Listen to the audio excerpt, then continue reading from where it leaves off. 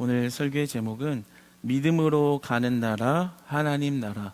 믿음으로 가는 나라, 하나님 나라라는 제목으로 오늘 본문의 말씀을 함께 나누도록 하겠습니다. 이제 우리가 히브리서의 거의 끝자락에 이렇게 다가오고 있는데요. 히브리서 저자는 정말 처음부터 끝까지 아주 일관되게 우리의 신앙과 믿음에 있어서 가장 중요한 것이 무엇이냐, 그것을 놓치지 말아야 한다라는 것을 정말 서론부터 결론까지 끝까지 붙잡고 나아갑니다. 우리가 신앙생활을 하면서 절대 흔들리지 않아야 하는 것, 끝까지 붙잡아야 하는 것, 그것이 무엇입니까? 바로 우리 주 예수 그리스도인 줄 믿습니다. 예수 그리스도인 줄 믿습니다. 세상의 헛된 말이나 지혜로워 보이는 말이나 지식이나 그러한 것은 영원한 것이 없다라는 거예요. 오직 예수 그리스도 안에만 생명이 있고 그 그리스도 이름 안에만 소망이 있으니 그 이름을 붙드는 자에게만 구원의 은혜가 있다라는 것을 끝까지 붙들며 성도들을 사랑하는 마음으로 설교하고 있는 것입니다. 여러분, 우리가 신앙생활을 하며 믿음으로 살아가면서 참 수많은 예배를 드립니다. 많은 예배의 시간이 있습니다. 신앙의 세월이 지난 만큼 내가 드린 예배의 횟수는 더 많아지기만 합니다. 그런데 우리가 그렇게 예배를 드리면서 나의 삶 속에서 우리 주 예수 그리스도를 찬송하는 기쁜 찬미가, 그리고 그 은혜로 선을 행하는 그러한 삶의 모습이 멈춰 있다면, 그러한 모습이 우리의 삶에 없다면 그것은 우리 예배에 문제가 있다라는 거예요. 단순히 나의 의지가 부족하고 내가 무언가를 좀 더 잘 아직 모르기 때문이 아니라 내가 아직 예수 그리스도를 제대로 만나지 못했기 때문에, 내가 진짜 그리스도가 어떤 분이신지를 모르면서 예배하고 있기 때문에 내 삶 속에서 하나님을 찬양하는 입술의 찬송이 멈춰 있고 은혜가 메말라 있고, 그리고 하나님을 향한 삶의 거룩한 행실과 그리고 그 열매들을 맺지 못하고 있다는 거죠. 다시 말해서 제대로 된 예배, 정말 하나님이 원하시는 예배, 그런 예배를 드리고 있지 않기 때문에, 그런 예배가 우리에게 진짜 예배가 없기 때문에 그런 삶의 모습이 단절되어 있다는 것입니다. 그런 면에서 오늘 본문 말씀은 정말 하나님이 원하시는 예배, 정말 회복을 주시고 생명을 주시고 하나님이 기뻐 받으시는 그런 예배와 그런 삶의 모습은 어떠한 것인가에 대해서 굉장히 분명하게, 아주 분명하게 우리에게 말씀해 주시고 있습니다. 하나님이 원하시는 예배 안에는요, 죄 씻음을 받음으로 인한 평안이 있습니다. 그 예배에는 회복이 있습니다. 그 예배에는 감사가 있고요, 그 예배에는 기쁨이 있는 줄 믿습니다. 그 예배를 드리면 우리의 삶을 변화시켜 주시고요, 그 입술에 메말랐던 고백이 정말 울려 퍼지는 찬송의 고백으로 변화시켜 주시고, 선을 행할 수 없는 나에게 선한 능력을 발휘하게 하시는 줄 믿으시기 바랍니다. 여러분, 우리 어린이들이 자주 부르는, 지금은 이제 너무 옛날 찬양이라 잘 부르지 않는 것 같아요. 믿음으로 가는 나라, 돈으로는 못 가요, 하나님 나라. 그 찬양이 있지 않습니까? 그 가사의 내용을 잠시 읽어보면, 돈으로도 못 가요, 하나님 나라. 힘으로도 못 가요, 하나님 나라. 지식으로 못 가요, 하나님 나라. 마음이 착해도 못 가요, 하나님 나라. 거듭나야 가는 나라, 하나님 나라. 믿음으로 가는 나라, 하나님 나라라고 고백하고 있습니다. 어떻게 보면 매우 단순한 고백 같지만 정말 아주 우리 크리스찬들의 그 기독론과 구원론에 있어서의 아주 핵심적인 내용, 아주 정확한 내용, 아주 중요한 본질을 아주 클리어하게 고백하고 있는 찬양인 것입니다. 오늘 본문 저자가 이 예배를 드리는 데 있어서 아주 강조하는 것은 바로 이 구원론에 관한 내용인 것입니다. 무엇에 우리에게 진짜 구원이 있고 어떤 것에 진짜 생명이 있고 어떤 예배에 진짜 소망이 있는 것인가에 대해서 그 구원론의 관점으로 굉장히 분명하게 이야기하고 있는 것이죠. 왜 이런 얘기를 하고 있냐면 당시의 유대교 그리스도인들에게 참 혼란스러움이 있었어요. 거짓 교사들이 그들을 현혹하는 거죠. 어떤 음식이나 식물을 통해서 이렇게 주님 앞에 드리는 게 여러분이 구원으로 가는 길이다. 뭐 이런 율법의 전통과 또 다른 혼란스러운 말들을 하면서 그들을 어지럽히고 있었습니다. 그러니까 진짜 우리가 집중해야 할 것은 예수 그리스도인데 다른 방편을 통해서 다른 방편으로 제사를 통해서 하나님께 나아가게 하려는 그런 혼란스러움이 있었다라는 거죠. 우리도 참 비슷한 처지에 있습니다. 우리도 토속신앙, 우리 민속신앙이 뭐 이제 불교, 유교 뭐 등등의 이런 토속신앙들이 섞여 있다 보니까 기복적인 신앙의 그런 모습들이 기독교인이 된 우리들이 그런 모습을 아직도 그런 잔재들을 가지고 있죠. 아주 흡사한 모습인 거예요. 우리가 그리스도 하나로 족할 수 있고 예수님 하나로 우리는 구원을 얻었는데 무언가 다른 것으로 나아가려고 하는, 돈으로 갈 수 없는 것이고 내 힘으로 갈 수 없는 것이고 인간 관계로 갈 수 없는 것이고 나의 마음의 착함이나 도덕적인 행함으로 갈 수 있는 것이 아닌데 우리가 마치 유대교 그리스도인들이 혼란스러움을 겪었던 것처럼 우리 신앙의 그 민속신앙의 어떤 잔재들과 잘못된 신앙관이 하나님이 원하시지 않는 예배의 모습으로 그렇게 예배드리고 있는 일들이 많다라는 것입니다. 그런 면에서 오늘 히브리서 저자는 우리가 이제 구약에서 신약의 제사로 넘어와서 은혜의 시대에 우리는 어떻게 예배드려야 하는가에 대해서 풀어가는 것입니다. 9절의 말씀을 한번 같이 읽어보겠습니다. 시작. 여러 가지 다른 교훈에 끌리지 말라. 마음은 은혜로서 굳게 함이 아름답고 음식으로서 할 것이 아니니 음식으로 말미암아 행하는 자는 유익을 얻지 못하였느니라.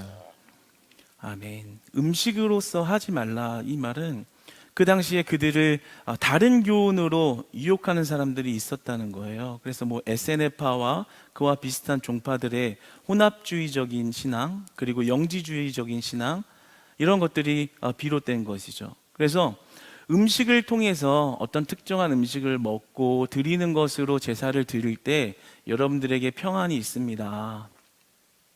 그것에 구원이 있습니다.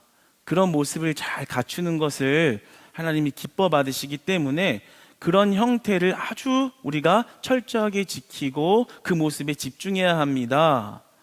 어떤 유대교 율법주의의 유대교 그리스도인들의 그 마음의 잔재 속에 그리스도인으로 변화되었지만 이전의 그 전통과 습관에 있던 것과 딱 들어맞는 거예요. 그러니까 그런 말들에 현혹되어서 그렇게 신앙생활을 하고 있다 보니 이제 히브리서 저자가 말하기를 음식으로 하는 것이 아닙니다. 겉모습으로, 외식으로 보여지는 것의 모습으로 하나님께 나아가지 마십시오. 거기에는 생명이 없습니다. 겉으로 볼 때는 훌륭해 보이고 그 겉모습으로 무언가 얻을 수 있는 것 같고 그런 행위를 했을 때 여러분의 마음이 잠깐 안심될지는 모르지만 예수 그리스도를 알고 믿음의 눈으로 보면 그거 하나님이 원하시는 예배, 제사 아닙니다. 음식으로서 할 것이 아니니 하지 마십시오 라고 이야기하는 겁니다. 그런 음식은 영원하지 않다라는 거예요. 원어로 보면 식물이라는 말도 나오는데 그런 것은 생명이 결국에는 한계가 있다라는 거예요. 영원한 것이 아닌 것으로 하나님께 나아갈 수 없다라는 것이에요. 오직 우리를 깨끗게 하시는 것, 영원한 생명이 있는 것은 그리스도에게만 있다라는 것을 말씀하고 있는 것이죠. 그러니까 우리가 겉모습이 아무리 훌륭해도 사람들이 볼 때 정말 거룩해 보이는 모습으로 예배를 드리고 있다 할지라도 우리 안에 그리스도의 중심을 잃어버린 채 그리스도를 향한 믿음을 잃어버린 채 예배드리고 있다면 그것은 무익한 예배일 수 있다는 거예요. 하나님 보실 때 그냥 아무것도 아닌 걸 수도 있다라는 거예요. 아무것도 아니라는 거예요. 오늘 본문 말씀에 보면 얼마나 우리가 수많은 예배를 드리고 정말 많은 예배와 봉사와 신앙의 세월들을 보내지만 만약에 우리의 겉모습은 갈수록 발전하고 누가 봐도 멋있는 예배, 훌륭한 예배, 거룩한 모습을 갖추고 있다 할지라도 나의 내면에 정말 그리스도의 그 믿음과 그리스도를 따르고자 하는 그 믿음이 자라나 있지 못한 채 예배를 드리고 있다면 아무런 의미가 없다라는 거죠. 아무런 소용이 없다라는 것입니다. 그래서 우리는 겉만 의식한, 외식하는 그런 예배를 드리면 안 된다라는 거예요. 요즘에 사람들이 많이 모인 곳에 가기를 좋아하죠. 교회도 사람들이 많이 모인 곳에 가면 뭔가 있는 것 같고, 그래서 사람들이 많이 모인 곳에 가면 뭔가 나도 어떤 그런 믿음에 동참한 것 같고 안전지대에 있는 것 같은 그런 생각을 하기도 합니다. 그래서 자꾸만 사람이 없는 데보다는 사람이 많은 데에서 예배 드리려고 하죠. 또 그런 곳에 유명인이 있거나 또 자신의 사업이나 어떤 직업에 도움을 줄 수 있는 인맥을 연결시킬 수 있다면 그런 것을 쫓아다니는 사람들도 있고요. 또 교회를 이렇게 가려고 할 때 여기에는 어떤 프로그램이 있나, 나에게 좀 무엇을 유익을 줄 수 있나, 겉모습은 얼마나 아주 모던하고 내가 다니기에 내 취향하고 얼마나 잘 맞게끔 이렇게 꾸며 놓았나, 예배의 형태는 어떤가, 예배 형태가 좀 나랑 좀 맞나, 내가 좋아하는 스타일인가, 뭐 이런 거를 따지고 있는 그런 성도들이 너무 많다라는 거죠.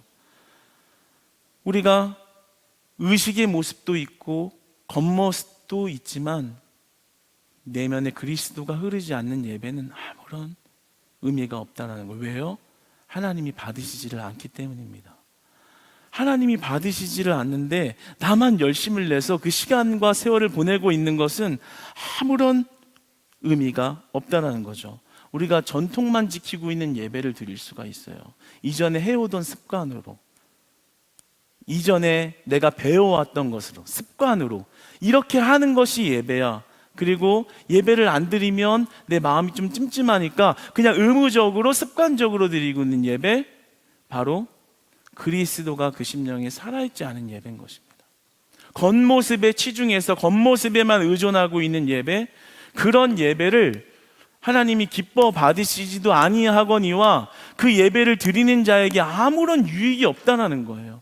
여러분, 오늘 이 말씀을 같이 함께 나눌 때 혹시나 여러분의 심령에 맨날 예배를 드려도 내 마음이 그냥 그저 그런 것 같고 예수님이 정말 살아계신지 안 계신지가 맨날 헷갈리고, 그러나 예배를 안 드릴 수도 없고, 그래서 겉모습에 치중해서 드리고는 있는데 왜 내 심령은 점점 고갈돼만 갈까라는 그런 질문을 마음속에 하고 있는 분이 계시다면 오늘 말씀을 여러분이 받을 때 회복이 일어나기를 소망합니다. 정말 예수님을 만날 때 여러분의 그 심령과 잘못된 습관들을 회복시킬 수 있다는 그 사실을 믿으시기 바랍니다. 그러니까 우리가 습관으로 지키는 예배, 전통으로 지키는 예배, 그리고 남들의 눈치를 보면서 드리는 예배, 내 내면의 그리스도에게 집중하지 않고 겉모습에만 자꾸만 집중하고 있는 예배 속에서 우리가 그리스도를 잃어가고 있다는 거죠. 예전에는 성가대가 있었죠. 성가대가 가운을 입냐 마냐, 예전에 우리 목사님이 강단에서 얘기하셨기 때문에 아주 오래전 일이지만 그것으로 진짜 교회를 다녀야 되냐 말아야 되냐, 입으면 어떻고 안 입으면 어때요? 목사님이 가운을 입어야 되냐 안 입어야 되냐, 입으면 어떻고 안 입으면 어때요? 예수님이 그런 겉모습으로 가운을 입었기 때문에 거룩하고, 가운을 안 입었으니까 너무 개방적이고 또 하나님이 원하시지 않는 어떤 그런 거룩하지 못한 모습이고, 그렇지 않다라는 거예요. 그렇지 않다라는 거예요. 오늘 본문에 보면 행한 자라고 기록이 되어 있죠, 9절에.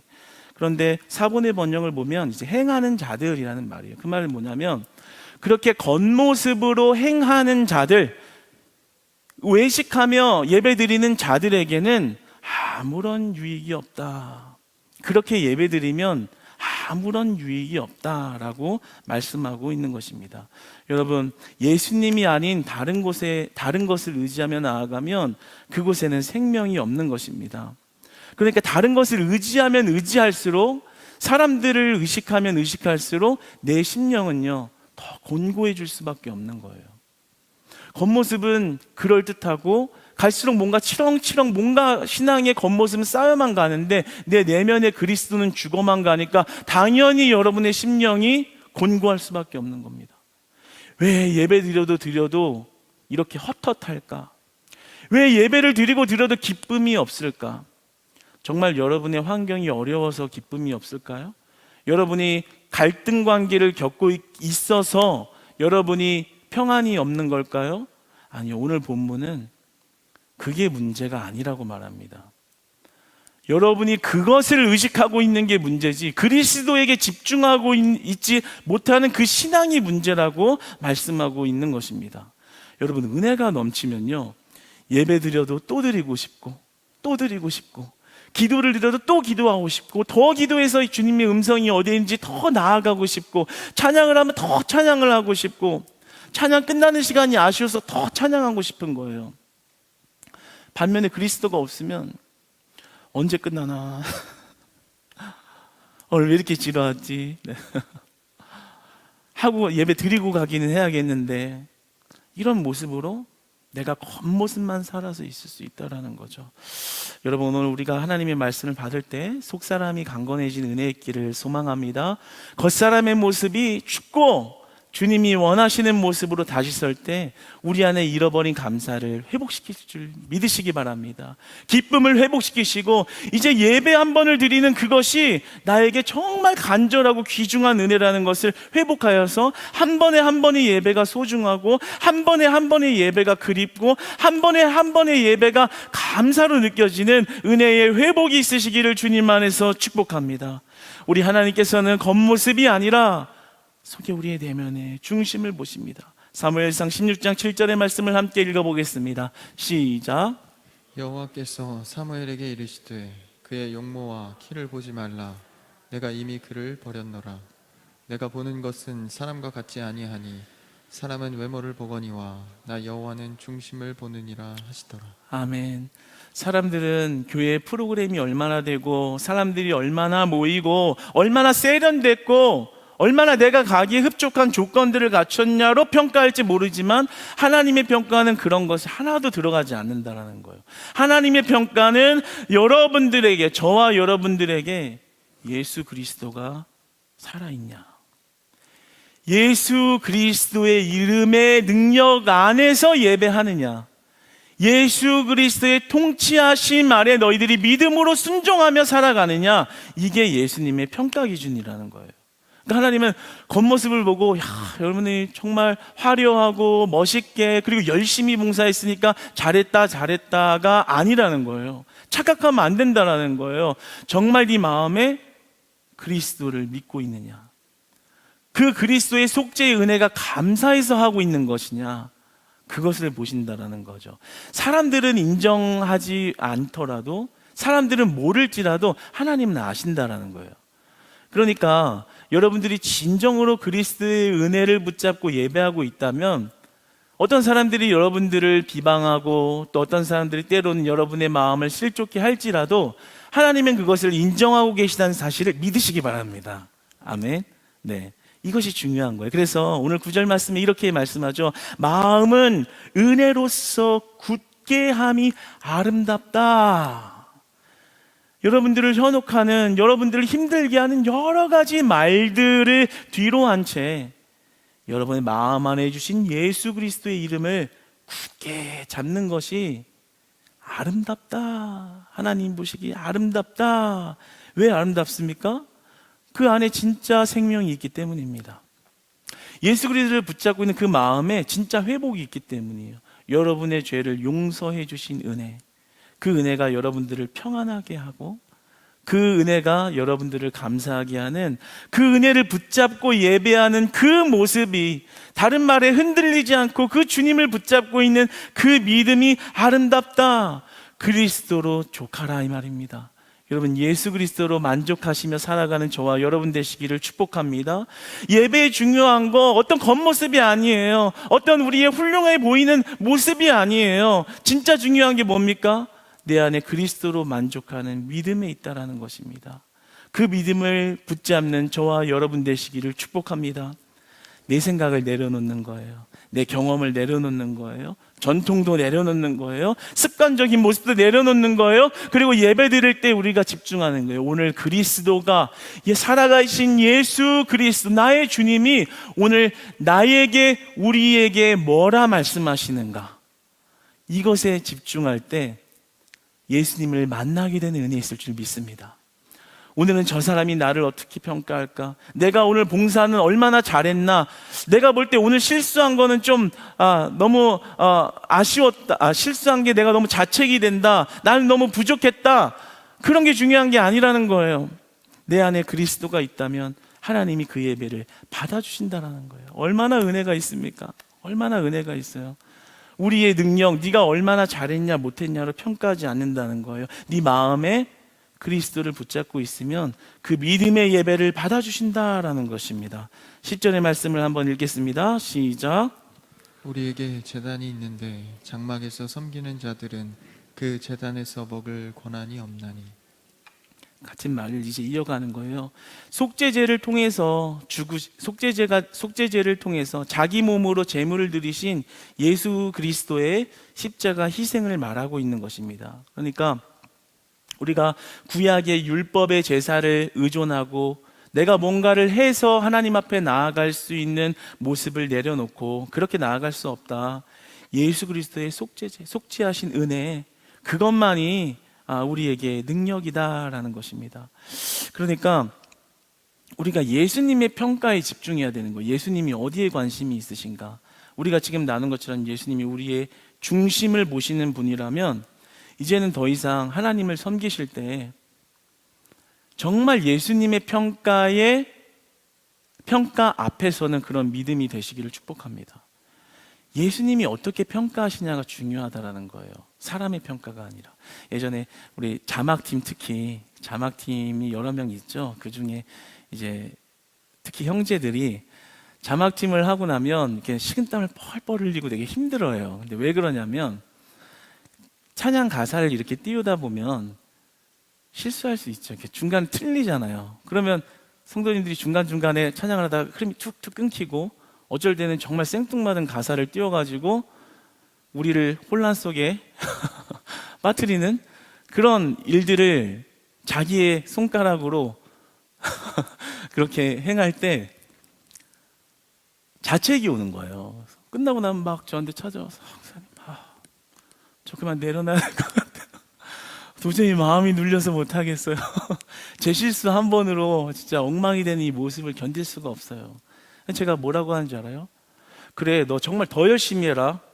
더 열심히 해서 더 칼같이 철저하게 준비해서 한치의 실수가 없이 해. 이렇게 얘기 안 해요.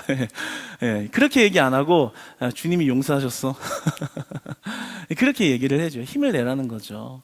하나님이 보시기에는 그 실수가 실수로 안 보이실 수 있다는 거예요. 그 내면에 그 예배를 향한 마음을 받으셨다. 그것을 기억하고 믿음으로 나아가라. 주님이 너의 예배를 받으시고 너의 봉사를 받으시니 너는 힘을 내어라. 뭐 이런 말인 거죠. 여러분들이 신앙생활 하다 보면 다른 사람의 말이나 평가 때문에 마음이 휘둘리기도 하고 자책이 들기도 하고 마음이 어려워지기도 합니다. 그러나 주님께서는 말씀하시기를 너의 겉모습, 구약의 율법을 통한 그 제사의 행위로 나아갔던 모습이 아니라 이제 신약으로 넘어와서 그 행위가 아니라 그리스도를 믿는 믿음으로 말미암아 여러분이 구원을 얻었으니 여러분의 행위가 아닌 여러분을 그리스도를 믿는 믿음으로 말미암아 그 예배를 받아주신다 말씀하십니다. 여러분, 그러니까 여러분이 굳건히 해야 될 것은 여러분의 믿음을 굳건히 해야 할 줄 믿으시기 바랍니다. 비록 실수하고 비록 자책스러운 마음이 들지라도 다시 그리스도께 집중해서 주님, 저 주님 보고 봉사한 거 아니까 실수한 거 덮어주시고 다음에 더 열심히 할 때 주님이 더 온전하게 하시고 화평이 넘치게 하시고 모든 것이 은혜로 흘러갈 수 있도록 주님 도와주세요. 주님 그런 걸 원하신다라는 거죠. 실수했다고 악에 받쳐가지고 내가 다음에 더 칼날같이 내가 얼마나 완벽한 사람인지 보여줄 거야, 이런 것을 원하시지 않는다라는 거예요. 그런 예수님의 마음을 우리가 다시 상기하고 다시 돌이켜보면서 우리가 정말 붙잡아야 할 게 뭔지를 제대로 붙잡고 나아가는 그런 회복이 있기를 축복합니다. 정말 저는 오늘 말씀을 묵상하면서 우리 지금 1층 리모델링 카페 공사를 하는 위원회 분들이 생각이 났어요. 저도 이제 위원회에 속해 있지만 얼마나 또 부담도 많이 되겠어요. 그리고 또 얼마나 많이 힘이 듭니까? 저도 옆에서 보면서 정말 여러 가지 마음이 다 들더라고요. 생업이 있으시고 또 여러 가지 직장으로 바쁜 고되고도 분주한 일 속에서도 그렇게 짬을 내서 또 스트레스도 받아가면서 그렇게 열심을 내고 있는데 가만히 생각해보니 얼마나 부담될까. 성도님들이 어떤 평가를 내리고 어떤 말을 할 때 그 말이 상처되지는 않을까, 그런 생각이 들더라고요. 그런데 오늘 말씀이 은혜가 되는 것은 하나님께서 원하시는 것은 그런 게 아니라는 거예요. 사랑하는 위원회 여러분들, 부담이 내려지시기를 주님 안에서 축복합니다. 조금 실수했어도, 조금 못돼도 예수님이 주님의 마음을 품고 나아가는 그것을 하나님이 인정해 주시고 하나님이 축복해 주신다는 것을 믿으시기 바랍니다. 제가 한 번은 그 공사 중에 한 업자분이랑 이제 뭐 가격도 조정하고 뭐 이렇게 여러 가지를 조율하느라고 막 얘기를 하는데 어떻게 하다가 막 새벽까지 얘기를 했어요. 막 이렇게 막 뭐 결론을 얘기해 보면 돈을 좀 깎아라는 얘기죠. 깎아줘. 새벽까지 막. 그러니까 이제 그분이 그러시더라고요. 저 이렇게 진짜 남는 게 없는데 그렇게 자꾸만 깎으시면 어떡해요. 저 여기서 얼마 벌어가지고 줄 아세요? 이러시는 거예요. 그래서 그거는 모르는데 사장님 나도 한 푼도 안 받아. 우리 그리고 여기 집사님들, 장로님들 여기서 돈 많은 사람 아무도 없어. 그러니까 그분은 깜짝 놀라시는 거예요. 예?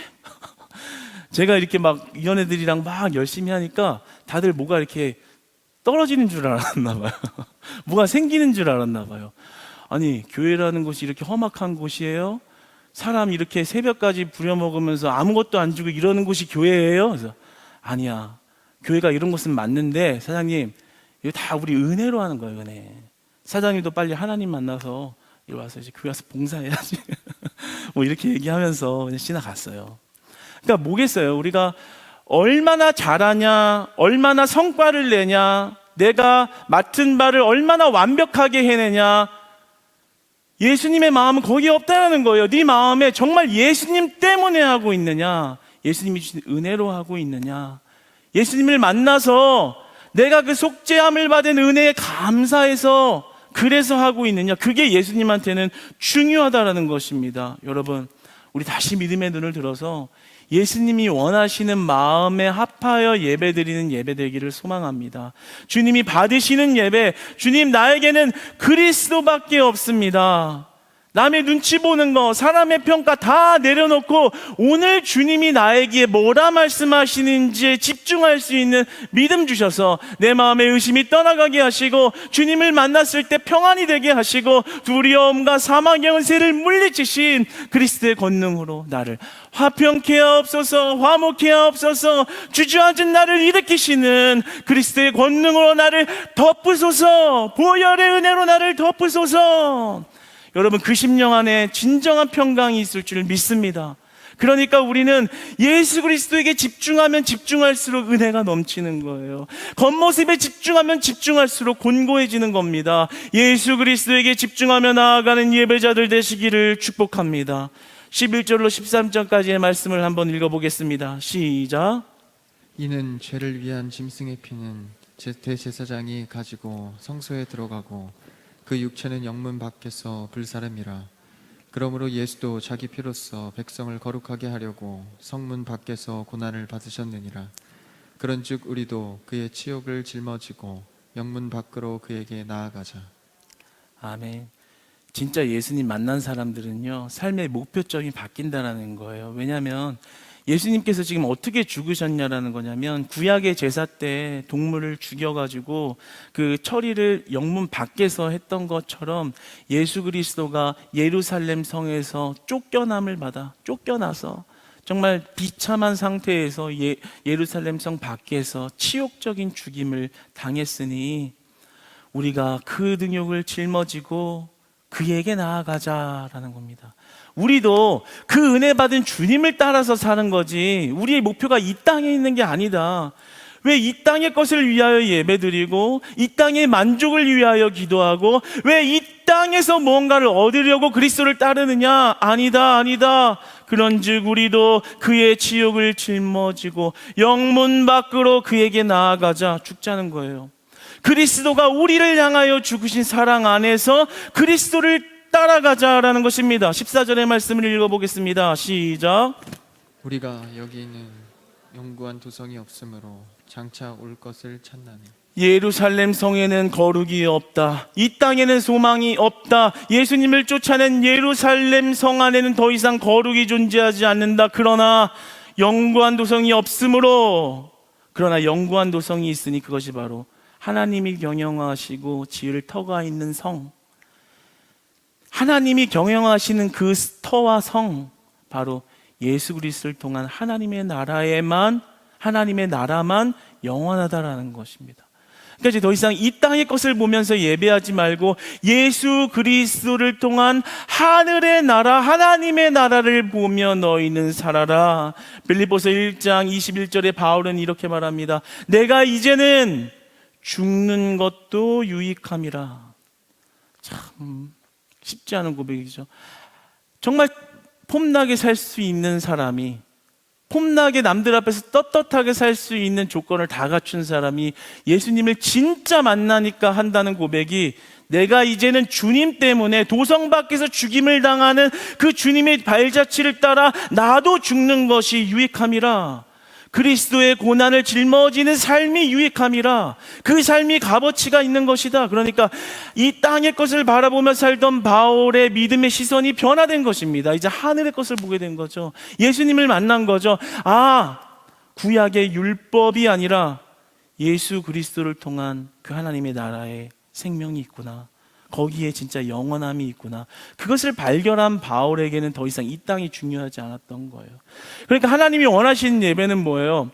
이 땅의 만족을 위해서 주님의 기적을 부여잡는 그런 믿음이 아니라 정말 예수 그리스도가 나를 살리시고 나의 죄를 씻어주신 은혜로 우리의 심령이 거룩해진 그 은혜를 붙잡고 나아가는 그 믿음의 예배를 원하신다라는 겁니다. 여러분, 그러니까 이제 예배 드릴 때마다 그 하늘을 우리에게 주신 하나님을 바라보시기를 축복합니다. 이 땅을 바라보지 마시고 하나님이 도대체 나에게 무엇을 주셨고 어디로 나를 인도하고 계시는가, 그래서 나는 무엇을 붙잡아야 하는가, 돈을 붙잡아야 하는가, 지식을 붙잡아야 하는가, 지혜를 붙잡아야 하는가, 그것이 아니라 오직 오늘도 나에게 말씀하시는 하나님의 말씀, 살아계신 주 예수 그리스도를 붙드시기를 축복합니다. 제가 사모하고 예전에 이런 얘기하는 걸 제가 좋아해요. 그래서 시간만 나면 같이 얘기하고 이러는데 한번 이런 얘기를 한 적이 있어요. 하나님을 위해서 이게 산다고 그래서 사는데, 하나님을 만나 뵈었을 때, 하나님을 대면했을 때 하나님이 칭찬하신다면 무엇을 칭찬할까? 계수해보자. 열심히 산 거, 하나님을 위해서 내가 마음으로 한 것들 이렇게 따져서 같이 얘기하면서 이런 것은 칭찬받을 만 하겠다, 하겠다. 계속 이야기를 하다가 보니까 그런데 진짜 하나님이 칭찬하실 것은 네가 이 땅에서 얼마나 나를 위해서 무엇을 잘해냈고 완벽하게 해내느냐가 아니라 네가 진짜 예수님 사랑했느냐, 네가 진짜 예수님을 만났느냐, 예수님의 그 은혜가 감사해서 네 인생을 드리는 그 사랑 안에 거했느냐, 이거를 물으시고 그것으로 칭찬하신다면 부끄러운 거예요. 그 칭찬을 받을 자신이 없는 거예요. 숙연해지는 거예요. 칭찬 못 받을 수도 있겠다. 그래 우리 조금 다시 생각하자. 뭘 얼마나 해서 하나님 나 이만큼 했어요가 아니라 내가 하나님을 얼마나 사랑하고 있는가, 얼마나 사랑할 수 있을까, 하나님이 내가 하나님을 향한 마음을 하나님도 기뻐하실까에 집중하는 것이 이제 우리 남은 시간들에, 앞에 있는 시간들에 우리가 집중해야 할 것이 그것이 아닐까라는 이야기를 나눴습니다. 여러분 15절과 16절을 한번 읽어보겠습니다. 시작. 그러므로 우리는 예수로 말미암아 항상 찬송의 제사를 하나님께 드리자. 이는 그 이름을 증언하는 입술의 열매니라. 오직 선을 행함과 서로 나누어 주기를 잊지 말라. 하나님은 이 같은 제사를 기뻐하시느니라. 찬송의 제사를 드리래요. 항상요. 항상 하나님을 찬송하래요. 그리고 그 입술에 선한 말로 열매를 맺으래요. 선을 행하래요. 그리고 서로 나누어 주래요. 근데 오늘 참 은혜가 되는 것은 무엇입니까? 15절에 그러므로 이제 결론이거든요. 우리는 예수로 말미암아. 이 말이 중요한 거예요. 예수로 말미암아. 여러분이 어떻게 늘 찬송할 수 있겠어요? 저와 여러분이 어떻게 늘 서로 나눠줄 수 있겠어요? 저와 여러분이 어떻게 늘 선을 행하면서 살 수 있겠어요? 나 같은 죄인이, 나같이 욕심 많은 사람이, 나같이 못된 사람이 어떻게 늘 이렇게 항상 살아갈 수 있겠냐고요. 그런데 예수 그리스도로 말미암으면 그렇게 할 수 있다는 거예요. 그러니까 교훈적으로 여러분들 그렇게 살아라, 그렇게 살아라, 해내라는 것이 아니라요, 예수님을 만나라는 거예요. 그러니까 이것은 은혜의 영역인 거예요. 우리의 공로와 노력으로 그렇게 행하라. 내 힘으로 선을 행하라. 내 힘으로 베풀어라. 내 힘으로 자비를 베풀어라. 이런 말이 아니에요. 그리스도 안에 있어라라는 것입니다. 그러면 그 그리스도로 인하여 이 땅의 가치가 하늘의 가치로 변화되게 되고, 그리스도로 인하여 하늘의 가치로 내가 정말 그 신분이 변화되면 그때서야 비로소 나의 죽음이 유익함입니다. 나의 손해가 유익함입니다. 나의 수치를 짊어짐이 하나님 유익함입니다 라는 고백이 나오는 예수님을 만났을 때 그런 일을 행할 수 있다는 거죠. 그러니까 여러분에게 선을 행하세요, 그리고 선한 말을 하세요, 도덕적으로 인격을 훌륭하게 가꾸세요가 아니라 예수님을 진짜 만나세요. 예수님에게 집중하세요. 다른 사람의 말, 달에 현혹되지 말고 그리스도에게 집중할 때 여러분 진짜 소망이 있습니다. 진짜 생명의 회복이 있습니다 라고 우리에게 말씀하시는 겁니다. 여러분 진짜 예배가 뭘까요? 오늘날 같이 혼탁한 시대에 유튜브 틀어놓으면 이 말이 맞는 것 같고 저 말이 맞는 것 같고 우리들을 혼란하게 하는 시대에 마음을 뺏겨서 여러분의 신앙이 분주해지고 혼란스러워지는 이런 시대에 우리가 오늘 히브리서 저자가 이 히브리서를 끝내가면서 우리에게 하시는 말씀 무엇입니까? 다 내려놓고 예수 그리스도에게만 철저하게 집중하고 예수 그리스도만 붙들면 하나님이 그 영혼을 반드시 책임지신다라는 거예요. 반드시 그 예배를 받으시기 때문에 선한 능력을 삶에서 행할 수 있도록 주님이 동행하신다라는 거예요.